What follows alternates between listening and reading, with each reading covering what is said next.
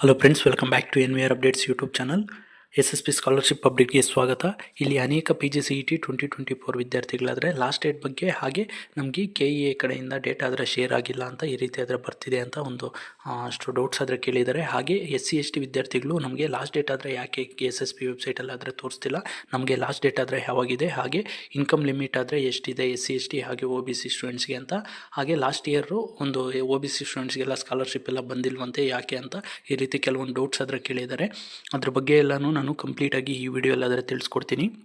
ಅದಕ್ಕೂ ಮುನ್ನ ನಮ್ಮ ಚಾನಲ್ಗೆ ಇನ್ನೂ ಯಾರು ಸಬ್ಸ್ಕ್ರೈಬ್ ಆಗಿಲ್ವೋ ಸಬ್ಸ್ಕ್ರೈಬ್ ಆಗಿ, ಹಾಗೆ ವಿಡಿಯೋ ಇನ್ಫಾರ್ಮೇಟಿವ್ ಅನಿಸಲಿ ತಪ್ಪದೇ ವಿಡಿಯೋಗಾದರೆ ಒಂದು ಲೈಕ್ ಆದರೆ ಮಾಡಿ. ಮೊದಲಿಗೆ SC/ST ವಿದ್ಯಾರ್ಥಿಗಳಿಗೆ ಇಲ್ಲಿ last date for application submission ಅಂತ SSP ವೆಬ್ಸೈಟಲ್ಲಿ ಯಾಕೆ ಮೆನ್ಷನ್ ಮಾಡಿಲ್ಲ ಅಂತ ಹೇಳಿದ್ರೆ, ನಿಮಗೆ ಲಾಸ್ಟ್ ಡೇಟ್ ಆದರೆ ಎಕ್ಸ್ಟೆಂಡ್ ಆಗ್ತಾನೆ ಇರುತ್ತೆ. ಯಾಕಂದರೆ ನಾನು ಪ್ರೀವಿಯಸ್ ವೀಡಿಯೋಸಲ್ಲೂ ತಿಳಿಸ್ಕೊಟ್ಟಿದ್ದೀನಿ, ಸೋಷಿಯಲ್ ವೆಲ್ಫೇರ್ ಡಿಪಾರ್ಟ್ಮೆಂಟ್ಗೆ ಹಾಗೆ ಟ್ರೈಬಲ್ ವೆಲ್ಫೇರ್ ಡಿಪಾರ್ಟ್ಮೆಂಟ್ಗೆಲ್ಲ ಫಂಡ್ಸು ಸಪ್ರೇಟಾಗಿ ಬರೋದ್ರಿಂದ ನಿಮಗೆ ಲಾಸ್ಟ್ ಡೇಟ್ ಆದರೆ ಲಾಸ್ಟ್ ಟೈಮು ಅಷ್ಟೇ ಟಿಲ್ ಏಪ್ರಿಲ್ವರೆಗೂ ಜೂನ್ವರೆಗೂ ನಿಮಗೆ ಹಾಗೆ ಕಂಟಿನ್ಯೂಯೇಷನ್ ಆದರೆ ಆಗುತ್ತೆ. ನಿಮಗೆ ಲಾಸ್ಟ್ ಡೇಟ್ ಆದರೆ ಎಕ್ಸ್ಟೆಂಡ್ ಮಾಡ್ತಾನೆ ಬರ್ತಾರೆ. ಅದರಿಂದ ಇಲ್ಲಿ ಲಾಸ್ಟ್ ಡೇಟ್ ಬಗ್ಗೆ ಆದರೆ ನಿಮಗೆ ಮೆನ್ಷನ್ ಮಾಡಲ್ಲ. ಮೇಯ್ನಾಗಿ ಪ್ರಾಬ್ಲಮ್ ಫೇಸ್ ಮಾಡೋದೇ OBC ಸ್ಟೂಡೆಂಟ್ಸು. ಅದರಿಂದನೇ ಲಾಸ್ಟ್ ಇಯರು ವಿದ್ಯಾರ್ಥಿಗಳಿಗೆ ಅನೇಕ MBA MCA MTech ವಿದ್ಯಾರ್ಥಿಗಳು backward classes welfare department after March ಅವ್ರದ್ದು ಪಾಪ ಅಡ್ಮಿಷನ್ ಆಗಿದೆ ಲಾಸ್ಟ್ ಟೈಮು ಸೆಕೆಂಡ್ ರೌಂಡ್ ಎಲ್ಲ ಕಂಪ್ಲೀಟ್ ಆಗೋಷ್ಟರೊಳಗಡೆ ಫೆಬ್ರವರಿ ಆಗಿತ್ತು. ಅದರಿಂದ ಅವ್ರಿಗೆ ಸ್ಕಾಲರ್ಶಿಪ್ ಎಲ್ಲ ಹಾಕೋಕ್ಕಾಗಿರಲಿಲ್ಲ. ಆದರೂ ಒಂದು ಲಾಸ್ಟ್ಗೆ ಒಂದು 15 ಡೇಸ್ ಇದ್ದಂಗೆ ಸ್ಕಾಲರ್ಶಿಪ್ಸ್ ಆದರೆ ಅಪ್ಲೈ ಮಾಡಿದರು.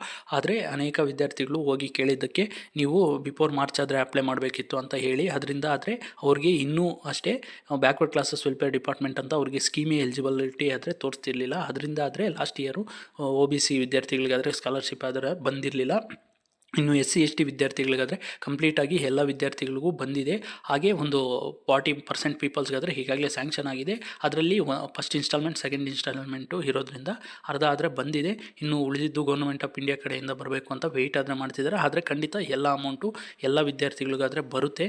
ಈ SSP ಸ್ಕಾಲರ್ಶಿಪ್ಪು ಇರೋ ಉದ್ದೇಶನೇ ಅದೇ. ನೀವು ಏನಾದರೂ ಫೀಸ್ ಕನ್ಸೆಷನ್ ಪೇ ಮಾಡ್ತೀರಾ, ಅದರ ಮೂಲಕ ಪೇ ಮಾಡಿರೋ ದುಡ್ಡಲ್ಲಿ OBC ಸ್ಟೂಡೆಂಟ್ಸ್ಗಾದರೆ 40% ಆದರೆ 30 to 40% ಮಿನಿಮಮ್ ಅಮೌಂಟ್ ಆದರೆ SSP ಸ್ಕಾಲರ್ಶಿಪ್ಪಲ್ಲಿ ಕೊಡಬೇಕು ಅಂತ.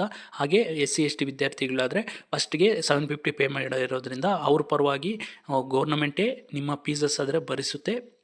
ಅದರಿಂದ ನಿಮಗೆ ಕಂಪ್ಲೀಟು CET ಫೀಸ್ ಆದರೆ ಬರುತ್ತೆ. ನೀವು ಇನ್ ಕೇಸ್ ಸ್ಟಾರ್ಟಿಂಗ್ ಪೇ ಮಾಡಲಿಲ್ಲ ಅಂದರೆ ಅದನ್ನು ಕಾಲೇಜ್ಗಾದರೆ ಪೇ ಮಾಡಬೇಕಾಗುತ್ತೆ ಬಂದ ನಂತರ ಸ್ಕಾಲರ್ಶಿಪ್ಪು. ಇನ್ ಕೇಸ್ ನೀವು ಆಲ್ರೆಡಿ ಪೇ ಮಾಡಿದರೆ ನೀವು ಸ್ಕಾಲರ್ಶಿಪ್ಸ್ ಆದರೆ ಪೇ ಮಾಡೋಂಗಿಲ್ಲ ಬಂದ ನಂತರ. ಇಲ್ಲಿ ಅನೇಕ ವಿದ್ಯಾರ್ಥಿಗಳು ನಮಗೆ ಬಂದಿರೋ ಸ್ಕಾಲರ್ಶಿಪ್ ಯಾಕೆ ಸರ್ ನಾವು ಕಾಲೇಜ್ ಕೊಡಬೇಕು ಅಂತ ಕೇಳ್ತಿದ್ದಾರೆ. ನೀವು ಯಾಕಂದರೆ ಸೋಷಿಯಲ್ ವೆಲ್ಫೇರ್ ಡಿಪಾರ್ಟ್ಮೆಂಟು SC/ST ವಿದ್ಯಾರ್ಥಿಗಳು ನೀವು ಫಸ್ಟಿಗಾದರೆ ಪೇ ಮಾಡಿರಲ್ಲ, ಕಾಲೇಜಿಗೆ ಜಾಯ್ನ್ ಆಗಬೇಕಾಗಿದ್ದರೆ ಅದರಿಂದ ಆದರೆ ನಿಮ್ಮ ಪರವಾಗಿ ಗೋರ್ನಮೆಂಟು ನಿಮ್ಮ ಫೀಸ್ನಾದರೆ ಭರಿಸೋದು. ನೀವು ಕಾಲೇಜಸ್ಸಲ್ಲಿ ನಿಮಗೆ ಯಾವುದೇ ರೀತಿ ಡಿಸ್ಕೌಂಟ್ಸ್ ಆದರೆ ಇರಲ್ಲ. ಎಷ್ಟಾದರೆ OBC ವಿದ್ಯಾರ್ಥಿಗಳು ಜನರಲ್ ಡಿಗ್ರಿ ಸ್ಟೂಡೆಂಟ್ಸ್ ಎಲ್ಲ ಜನರಲ್ ಕ್ಯಾಟಗರಿ ಸ್ಟೂಡೆಂಟ್ಸ್ ಪೇ ಮಾಡ್ತಾರೋ ಅಷ್ಟು ಅಮೌಂಟನ್ನಾದರೆ ನೀವು ಪೇ ಮಾಡಬೇಕು. ಅದರಿಂದನೇ ಅಷ್ಟೇ, ನೀವು ಪೇ ಮಾಡೋ ಬದಲಿಗೆ ಗೋರ್ನಮೆಂಟು ನಿಮಗೆ ಸ್ಕಾಲರ್ಶಿಪ್ ಹಾಕಿ ಅದನ್ನು ನಿಮಗೆ ಕಾಲೇಜ್ಗಾದರೆ ಪೇ ಮಾಡಿಸುತ್ತೆ, ಅಷ್ಟೇ ಡಿಫ್ರೆನ್ಸು. ಆದರೆ OBC ಸ್ಟೂಡೆಂಟ್ಸ್ಗೆ ಒಂದು 30-40% ಆದರೆ ಬರುತ್ತೆ. ನಿಮಗೆ ಕಂಪ್ಲೀಟು CET ಫೀಸ್ ಆದರೆ ರೀಫಂಡ್ ಆದರೆ ಆಗುತ್ತೆ, ಅಷ್ಟೇ ಡಿಫ್ರೆನ್ಸು. ಇಲ್ಲಿ ಇನ್ಕಮ್ ಲಿಮಿಟ್ಟು ಬಂದು ಈಗಾಗಲೇ ನಾನು ಪ್ರೀವಿಯಸ್ ವೀಡಿಯೋಸಲ್ಲೂ ತಿಳಿಸಿದಂಗೆ OBC ವಿದ್ಯಾರ್ಥಿಗಳಿಗೆ ಅಪ್ ಟು 1 lakh ಅಂತ ತಿಳಿಸ್ಕೊಟ್ಟಿದ್ದಾರೆ. ಇನ್ ಕೇಸ್ ಯಾರ್ದಾದ್ರೂ 1,25,000 ಇದ್ದರೆ ಅಪ್ಲೈ ಮಾಡೋಕ್ಕೆ ಟ್ರೈ ಮಾಡಿ, ತಗೋಬೋದು.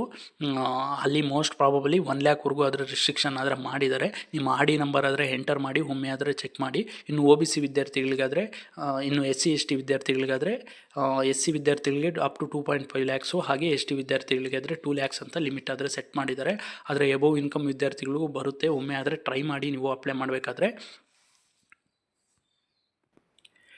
ಇನ್ನು ಅನೇಕ ವಿದ್ಯಾರ್ಥಿಗಳು ಕಾಮನ್ ಆಗಿ ಕೇಳ್ತಿರೋ ಡೌಟ್ ಆದರೆ, ಇಲ್ಲಿ ಸೆಕೆಂಡ್ ಸ್ಟೆಪ್ಪಲ್ಲಿ ಫಸ್ಟ್ ಸ್ಟೆಪ್ ಫಿಲ್ ಮಾಡಿದರೆ ಸರ್ ನಾವು ಪರ್ಸ್ನಲ್ ಡೀಟೇಲ್ಸ್ ಎಲ್ಲ ಕೇಳಿತು. ಸೆಕೆಂಡ್ ಸ್ಟೆಪ್ಪಲ್ಲಿ ಕೌನ್ಸ್ಲಿಂಗ್ ಡೇಟಾ ಹತ್ರ ಬಂದರೆ ನಮ್ಮ ಕೌನ್ಸ್ಲಿಂಗ್ ನಂಬರ್ ಅಂದರೆ ಯಾವುದು ಅಂತ ಕೇಳ್ತಿದ್ರು. ಇಲ್ಲಿ ಕೌನ್ಸ್ಲಿಂಗ್ ನಂಬರ್ ಅಂದರೆ ನಿಮಗೆ PGCET ನಂಬರು, ಏನಾದರೆ ಅಡ್ಮಿಷನ್ ಟಿಕೆಟು, ಹಾಗೆ ಒಂದು ಕೌನ್ಸ್ಲಿಂಗ್ ಡೇಟಾಗೆಲ್ಲ ಯೂಸ್ ಮಾಡಿದರೆ ಆಪ್ಷನ್ ಎಂಟ್ರಿಗೆ ಒಂದು 5 digits ಆದರೆ ಇದೆಯೋ ಆ ನಂಬರ್ ಆದರೆ ನೀವು ಕೌನ್ಸ್ಲಿಂಗ್ ನಂಬರ್ ಆಗಿ ಎಂಟರ್ ಮಾಡಬೇಕಾಗುತ್ತೆ. ಅದಾದ ನಂತರ ನೀವು ಕೌನ್ಸ್ಲಿಂಗ್ ಅಡ್ಮಿಷನ್ ಇಯರು 2024 ಅಂತ ಎಂಟರ್ ಮಾಡಬೇಕಾಗುತ್ತೆ. PGCET 24 ಬರೆದಿರೋ ವಿದ್ಯಾರ್ಥಿಗಳು. ಹಾಗೆ ಕೌನ್ಸ್ಲಿಂಗ್ ಕೋರ್ಸ್ ಹತ್ರ ನಿಮ್ಮ PG ಡಿಗ್ರಿ ಹಾಗೆ ಅಂಡರ್ಸ್ಕೋರ್ MBA MCA MTech ಅಂತ ಯಾವುದಾದ್ರೂ ಇರುತ್ತೆ, ಆ ಕೋರ್ಸ್ನಾದರೆ ಸೆಲೆಕ್ಟ್ ಮಾಡಿ ನೀವು ಗೆಟ್ ಡೇಟಾ ಅಂತ ಕೊಟ್ಟರೆ ನಿಮಗೆ ಆಟೋಮೆಟಿಕ್ಕಾಗಿ ಒಂದು ಡೇಟಾ ಆದರೆ ಫೆಚ್ ಆಗಬೇಕು. ಅಲ್ಲಿ ತನಕ ನೀವು ಆದರೆ ಸ್ಕಾಲರ್ಶಿಪ್ಗೆ ಅಪ್ಲೈ ಮಾಡೋಕ್ಕಾಗಲ್ಲ. ಅದರಿಂದನೇ ನಿಮಗೆ ಇಲ್ಲಿ this counselling number has not yet been shared by KEA with SSP ಅಂತ ಬರ್ತಿರೋದು. ನಿಮಗೆ ಡೇಟಾ ಎಲ್ಲ ಫೆಚ್ ಆಗಬೇಕಂದ್ರೆ ಆಲ್ಮೋಸ್ಟ್ ಒಂದು ಮಿನಿಮಮ್ಮು ಒಂದು 10 to 20 days ಆದರೂ ತಗೊಳ್ಳುತ್ತೆ. ಅದರಿಂದ ನೀವು ಲಾಸ್ಟ್ ಡೇಟ್ ಬಗ್ಗೆ ಆದರೆ ಸುಮಾರು ಡೌಟ್ಸ್ ಆದರೆ ಕೇಳ್ತಿದ್ದಾರೆ. ನಮಗೆ 20th ಆದರೆ ಇದೆಯಲ್ಲ ಲಾಸ್ಟ್ ಡೇಟು, OBC ವಿದ್ಯಾರ್ಥಿಗಳಿಗೆ ನಮಗೆ ಲಾಸ್ಟ್ ಡೇಟ್ ಆದರೆ ಕ್ಲೋಸ್ ಆಗಿಬಿಡುತ್ತೆ ಅಂತ. ಖಂಡಿತ ನಿಮಗೆ ಮತ್ತೆ ಇನ್ನೊಂದು 1 ಮಂತ್ ಆದರೂ ಎಕ್ಸ್ಟೆಂಡ್ ಆದರೆ ಮಾಡ್ತಾರೆ. ನೀವಾದರೆ ವರಿ ಆಗಬೇಡಿ. ನಿಮಗೆ ಇಲ್ಲಿ ಡೇಟಾ ಹೆಚ್ಚಾಗ್ತಿಲ್ಲ ಅಂದರೆ ನೀವೇನೂ ಮಾಡೋಕ್ಕಾಗಲ್ಲ. ಸ್ವಲ್ಪ ದಿನ ಆದರೆ ವೆಯ್ಟ್ ಮಾಡಬೇಕು. ನಿಮ್ಮ ಕೋರ್ಸ್ ರಿಜಿಸ್ಟ್ರೇಷನ್ ಎಲ್ಲ ಕಂಪ್ಲೀಟ್ ಆದ ನಂತರ, ನೀವು ಕಾಲೇಜಿಗೆ ಹೋದ ನಂತರ, ಜಸ್ಟ್ ನೀವು ಅಡ್ಮಿಷನ್ ಆಗಿದ ತಕ್ಷಣವೇ ನಿಮ್ಮದು ಡೀಟೇಲ್ಸ್ ಎಲ್ಲ ಅಪ್ಡೇಟ್ ಆಗಿರಲ್ಲ ಕಾಲೇಜಸ್ಗೆ. ಅದರಿಂದ ನೀವಾದರೆ ವೆಯ್ಟ್ ಮಾಡಿ. ಈ ಡೀಟೇಲ್ಸ್ ಎಲ್ಲ ಅಪ್ಡೇಟ್ ಆದ ನಂತರ ನಾನು ಒಮ್ಮೆ ಯಾವ ರೀತಿ ಆದರೆ ಅಪ್ಲೈ ಮಾಡಬೇಕು ಅಂತಲೂ ತೋರಿಸ್ಕೊಡ್ತೀನಿ. ಈಗಾಗಲೇ ಪ್ರೀವಿಯಸ್ ಇಯರಲ್ಲೂ ನಾನು ಸ್ಟೆಪ್ ಬೈ ಸ್ಟೆಪ್ಪು ಯಾವ ರೀತಿ ಸ್ಕಾಲರ್ಶಿಪ್ ಅಪ್ಲೈ ಮಾಡಬೇಕು ಅಂತ ವಿಡಿಯೋ ಆದರೆ ಮಾಡಿ ತಿಳಿಸ್ಕೊಟ್ಟಿದ್ದೀನಿ. ಒಮ್ಮೆ ಆದರೆ ಬೇಕಾದರೆ ಅದನ್ನು ರೆಫರೆನ್ಸ್ಗೆ ನೀವು ಲಿಂಕ್ ಡಿಸ್ಕ್ರಿಪ್ಷನಲ್ಲಿ ಕೊಟ್ಟಿರ್ತೀನಿ, ಅದನ್ನಾದರೂ ಒಮ್ಮೆ ಚೆಕ್ ಮಾಡಿ. ಅದರಿಂದನೇ ನಿಮಗೆ ಇಲ್ಲಿ ನಿಮ್ಮ ಕೌನ್ಸಿಲಿಂಗ್ ಡೇಟಾ, ನಿಮ್ಮ SSP ನಂಬರ್, ಒಂದು PGCET ಆಲ್ ಟಿಕೆಟ್ ನಂಬರ್ ಎಲ್ಲ ಎಂಟರ್ ಮಾಡಿ ನೀವು ಇಲ್ಲಿ ಫೆಚ್ ಡೇಟಾ, ಒಂದು ಗೆಟ್ ಡೇಟ್ ಅಂತ ಕೊಟ್ಟರು ನಿಮಗೆ ಡೀಟೇಲ್ಸ್ ಆದರೆ ಶೇರ್ ಆಗ್ತಿಲ್ಲ. ಅದು KE ಅವ್ರದ್ದು ಫಾಲ್ಟ್ ಅಲ್ಲ, ನಿಮ್ಮ ಕಾಲೇಜಲ್ಲೂ ಫಾಲ್ಟ್ ಅಲ್ಲ. ಸ್ವಲ್ಪ ದಿನ ಆದರೆ ವೆಯ್ಟ್ ಮಾಡಿ. ಅದಾದ ನಂತರ ಒಂದು 10 to 15 ಡೇಸ್ ಅಲ್ಲಿಗೂ ನಿಮಗೆ ಅಪ್ಡೇಟ್ ಆಗಿಲ್ಲ ಅಂದರೆ ಆಗ ನೀವು ಒಮ್ಮೆ ನಿಮ್ಮ ಕಾಲೇಜಲ್ಲಿ ಅಡ್ಮಿಷನ್ ಡಿಪಾರ್ಟ್ಮೆಂಟು ಇಲ್ಲ SSP ನೋಡಲ್ ಆಫೀಸರ್ ಅಂತ ಇರ್ತಾರೆ ಪ್ರತಿ ಕಾಲೇಜಲ್ಲೂ, ಅಲ್ಲಿ ಹೋಗಿ ಆದರೆ ಕೇಳಿದ್ರೆ ನಿಮಗೆ ಡೀಟೇಲ್ಸ್ ಆದರೆ ಅಪ್ಡೇಟ್ ಆಗುತ್ತೆ. ಅಲ್ಲಿ ತನಕ ಆದರೆ ವೆಯ್ಟ್ ಮಾಡಿ. ನಿಮಗೆ ಲಾಸ್ಟ್ ಡೇಟ್ ಆದರೆ ಖಂಡಿತ ಎಕ್ಸ್ಟೆಂಡ್ ಆದರೆ ಮಾಡ್ತಾರೆ, ನಾನು ಅದಕ್ಕೆ ಗ್ಯಾರಂಟಿ. Don't worry. ನಿಮಗೆ ಈ ಇಯರ್ ಆದರೆ ಸ್ಕಾಲರ್ಶಿಪ್ಪು ಮಿಸ್ ಆಗಲ್ಲ. ಆಲ್ಮೋಸ್ಟ್ ಬೇಗ ನೀವು ಫಸ್ಟ್ ರೌಂಡು ಹಾಗೆ ಸೆಕೆಂಡ್ ರೌಂಡ್ ಕೌನ್ಸಿಲಿಂಗ್ ಮುಗಿಸ್ಕೊಂಡಿರೋದ್ರಿಂದ ನಿಮಗೆ ಖಂಡಿತ ಸ್ಕಾಲರ್ಶಿಪ್ಸ್ ಆದರೆ ಬರುತ್ತೆ. ವೆಯ್ಟ್ ಮಾಡಿ. ಅದು ಬಂದ ತಕ್ಷಣ ನಾನಾದರೆ ಅಪ್ಡೇಟ್ ಮಾಡ್ತೀನಿ. ಇನ್ನೂ ಏನಾದರೂ ಡೌಟ್ಸ್ ಇದ್ದರೆ ಕಾಮೆಂಟ್ ಮುಖಾಂತರ ತಿಳಿಸಿ. That's all for this video. Keep watching NVR updates for more educational and scholarship related updates. Thanks for watching guys.